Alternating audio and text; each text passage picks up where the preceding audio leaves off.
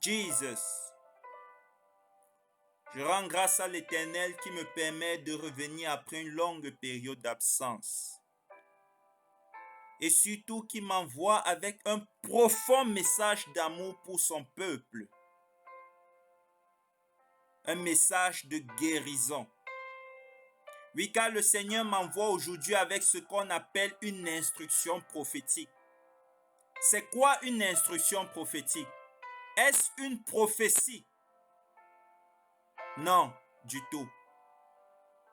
La Bible nous enseigne que la prophétie est faite pour l'édification de l'Église.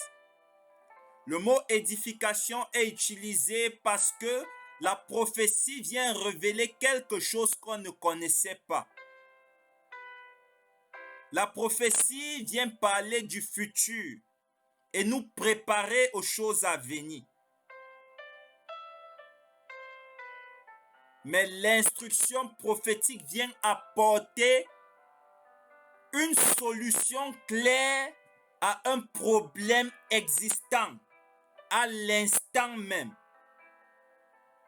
L'instruction prophétique vient apporter une réponse claire à une question ouverte à l'instant où on est en train de parler. Et je prie au nom de Jésus que comme tu vas écouter cette instruction prophétique et tu vas obéir, que la guérison arrive dans ta famille, que la guérison arrive sur toi et sur tous ceux qui aiment, comme tu vas partager ce message avec eux au nom de Jésus. La Bible nous enseigne dans Deutéronome 33, au verset 3, que le Seigneur aime les tribus d'Israël. Il protège tous les hommes qui lui appartiennent et qui se rassemblent à ses pieds pour recevoir ses instructions. Oui, le Seigneur aime lorsqu'on vient à ses pieds recevoir ses instructions. Et nous rendons grâce au Seigneur pour cette instruction qu'il nous donne pour notre guérison. Vous savez, très souvent, lorsque le Seigneur parle, il montre de grandes choses. Parfois, il t'amène à voir des anges.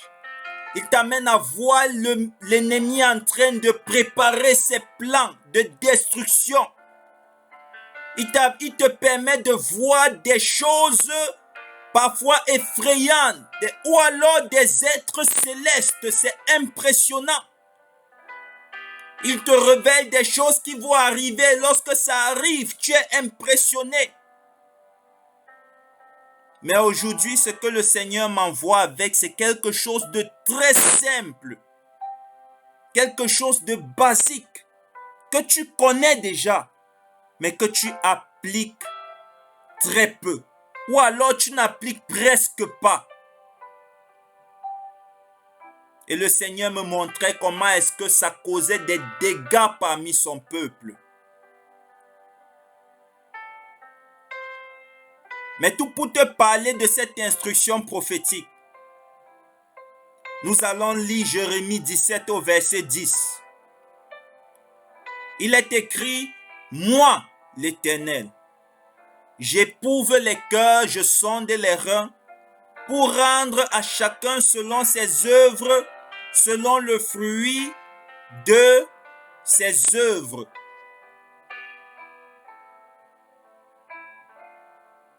Un souverain.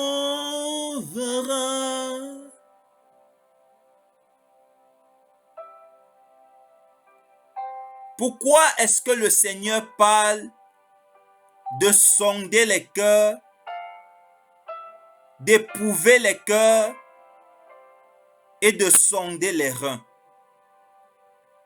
En tant que chrétien, je pense que tu t'es déjà posé cette question au moins une fois. Et je me souviens que quelqu'un m'avait un jour posé cette question et je n'avais pas de réponse. Mais le Seigneur, après m'avoir donné cette instruction prophétique, m'a enseigné. Et m'a dit, va avec cet enseignement auprès de mon peuple. Écoute attentivement. Ton cœur et tes reins sont les deux organes les plus importants de ton corps. Le Seigneur me faisait savoir qu'un corps sans cœur est comme une maison vide, une maison sans habitants. Peu importe la solidité de la fondation d'une telle maison, elle finira par vieillir et tomber. Car une maison a besoin d'être entretenue. Cependant, un corps sans rein est comme une maison qui a été construite au milieu de la décharge des excréments de toutes les villes d'un pays. Imagine-toi que toutes les villes de ton pays, de ta nation, choisissent un endroit pour déverser les excréments qu'on retire dans les toilettes des maisons de ton pays lorsque ces toilettes sont pleines. Et que tu ailles construire une maison au milieu de cette décharge-là. Peu importe le parfum que tu peux utiliser pour parfumer cette maison, on finira par venir te retrouver mort, asphyxié par les odeurs de ces excréments qui entourent ta maison. Oui, c'est exactement le rôle des reins. Les reins sont ces organes dans le corps de l'homme qui filtrent son corps, qui le débarrassent de tous les déchets.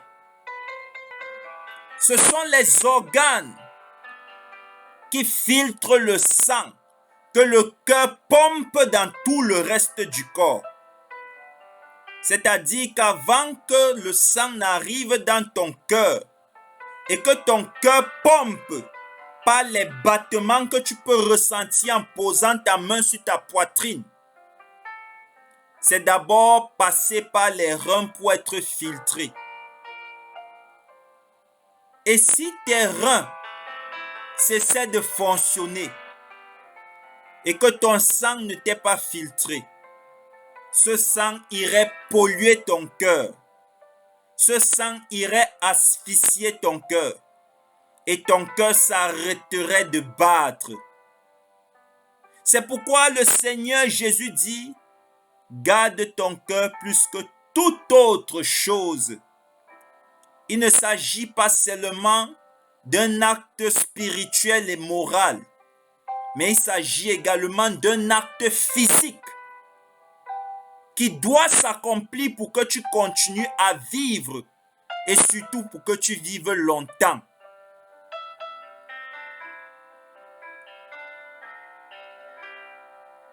Et c'est justement là où l'instruction prophétique intervient. Car l'essence des reins, qui sont les gardiens de ton cœur, qui filtrent le sang qui va dans ton cœur, l'essence de tes reins, c'est l'eau que tu bois à longueur de journée.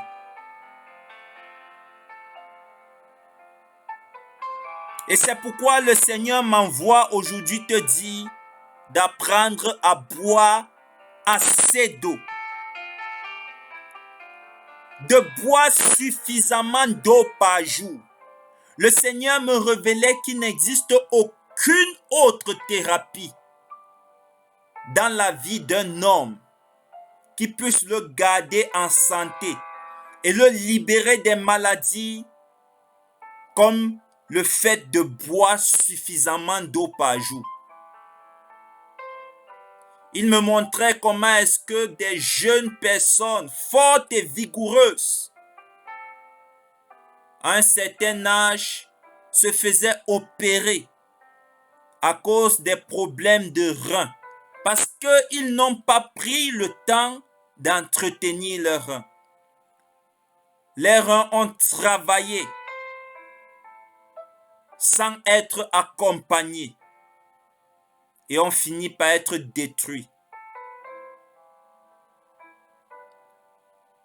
Si tu veux savoir la valeur de tes reins, cherche un homme qui n'a pas de reins et qui fait ce qu'on appelle la dialyse pour filtrer son sang. Et tu prendras ce que je t'ai dit au sérieux. Demande à tous les médecins, même jusqu'au dentiste, il te parlera du rôle des reins dans le corps humain. Alors comprends que le Seigneur, en relâchant une instruction prophétique pareille, se soucie de toi jusqu'au dernier retranchement. Imagine-toi un père qui, parce que tu es loin de lui, t'appelle juste pour te demander si tu as bu assez d'eau au cours de la journée. Ça, c'est l'amour de notre Père qui est au ciel. Et le Seigneur me faisait comprendre que tous ceux qui vont respecter cette instruction prophétique et qui sont malades, il utilisera les moments qu'ils seront en train de boire de l'eau pour évacuer toutes les maladies qu'ils ont dans leur corps. Je répète encore, si tu es une femme, tu as des fibromes. Je ne sais pas quelle maladie se trouve en toi. Prends de l'eau après avoir écouté ce message. Dis merci Seigneur pour ton amour. Merci car c'est toi qui donnes de l'eau. Et c'est toi qui donnes la vie. C'est toi qui donnes l'eau de vie. Que ton nom soit sanctifié. Que ton nom soit élevé. Bénis cette eau que je bois en ton nom. Et que le feu qui accompagne l'instruction prophétique que tu as accompagnée accompagne cette eau que je bois. Et bois cette eau.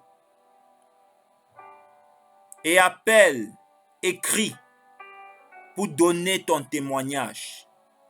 Car il y aura des témoignages. Je prie pour toi au nom de Jésus. Que tu ne guérisses pas seul, mais que la guérison soit massive dans ta maison.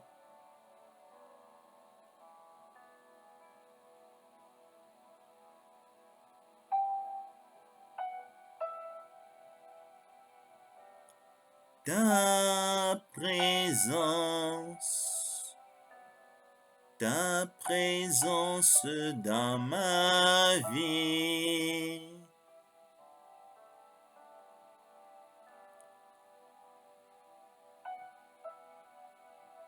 Shalom,